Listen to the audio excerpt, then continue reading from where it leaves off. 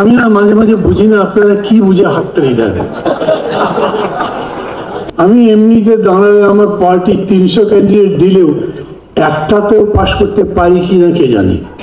আমি তো প্রধান অতিথি, আসসালামু আলাইকুম সুধী মণ্ডলী, আপনাদের প্রতিও আমি এই আলোচনা করতে হবে মনে করিনি, কারণ আমার সিনিয়রদের নাম বলা হয়ে গেছিল, ভাবলাম বেঁচে গেছি, কারণ আমি এটার জন্য প্রিপেয়ার্ড নই। আমরা যখন 31 দফা তৈরি করি তখন একটা প্রেক্ষিত ছিল, এখন একেবারে সেটা বদলে গেছে। ধরেন যখন তৈরি করা হয়েছে তখন আমি এই যে প্রপোর্শনাল রিপ্রেজেন্টেশন সাপোর্ট করতাম। এখন আমি মনে করি প্রপোর্শনাল রিপ্রেজেন্টেশন ভালো। বিএনপির জন্য হয়তো কমফোর্টেবল নয়, কিন্তু আমার জন্য খুব কমফোর্টেবল। আমি এমনিতে দাঁড়ালে আমার পার্টি 300 ক্যান্ডিডেট দিলেও একটাতেও পাশ করতে পারি কিনা কে জানি। কিন্তু যদি কোনোভাবে 1% 2% ভোট পাই, তার মানে 3টা বা 6টা সিট পাবো। আপনাদের ওতে ভালো লাগবে না, তবু আমি এটা সমর্থন করছি না। তার কারণে আমি দেখছি যাদের বিরুদ্ধে 15 বছর ধরে লড়াই করলাম, যদি এই প্রপোর্শনাল রিপ্রেজেন্টেশন থাকে তাহলে তারা এই নির্বাচনে যদি দাঁড়াতে পারে। আমি না মাঝে মাঝে বুঝি না আপনারা কি বুঝে হাততালি দেন। আপনারাই বলছেন, আপনারাই মানে বিএনপি বলছেন কোন পার্টি ব্যান করতে চাই না, ওই পার্টি থাকবে। আমি যখন বললাম তারা যদি থাকে নির্বাচন করতে পারে, এরকম তো হতে পারে যে প্রপোর্শনাল ভোটে দে উইল কাম সেকেন্ড। এই জন্যই আমি বলছি সংস্কার এরকম একটা বিষয়, এটার তো শুরুও নেই শেষও নেই, সর্বসময় সংস্কার চলবে। একটা যে কোনো বিষয় বা বস্তুর উপরে কাজ করবার জন্য সংস্কার সবসময় কার্যকরী হয়।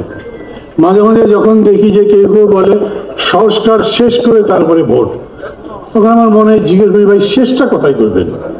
এটা শেষ কই, কি হলে শেষ? আপনি একটা রিলেটিভ এজেন্ডা বলতে পারেন, আপত্তিভাবে এই সময়ের জন্য সংস্কার এতদূর আমার দরকার। আমি লড়াই করেছি 15 বছর, কারণ আমার ভোট চলে গেছে, কারণ আমার গণতন্ত্র নাই, আমার বাঁচার অধিকার নেই। আমি যদি ওই দেশ ফিরে পেতে চাই, যেরকম এই রক্তের মধ্যে দিয়ে স্লোগান উঠলো নতুন বাংলাদেশ চাই, নতুন বাংলাদেশ যদি চান তাহলে দেশে গণতন্ত্র লাগবে, সেজন্য ভোট লাগবে, এমন একটা ভোট যেটা সবাই গ্রহণ করতে পারে। সেই রকম একটা ভোট করবার জন্য ন্যূনতম একটা গণতান্ত্রিক পরিবেশ লাগবে। আমরা যেমন বলি লেভেল প্লেইং ফিল্ড, সেই ফিল্ড তৈরি করবার জন্য পুলিশ ঠিক করতে হবে, সিভিল বিউরোক্রেসি ঠিক করতে হবে, ইলেকশন কমিশন ঠিক করতে হবে। আমি বলি এটা মিনিমাম। আপনি এনএইচএস যদি নাও করেন, হেলথ পলিসি না দেন, এডুকেশন পলিসি না দেন, ডেভেলপমেন্ট প্রোগ্রাম না বলেন, তাতে কিন্তু আপাতত কিছু যাচ্ছে আসছে না। আপনার ভোট দরকার, এইটা হলো ইমিডিয়েট প্রেফারেন্স। আপনি অন্তর্বর্তী সরকারকে বলবেন তুমি এইটা করো, সবার আগে তোমার এটা কাজ।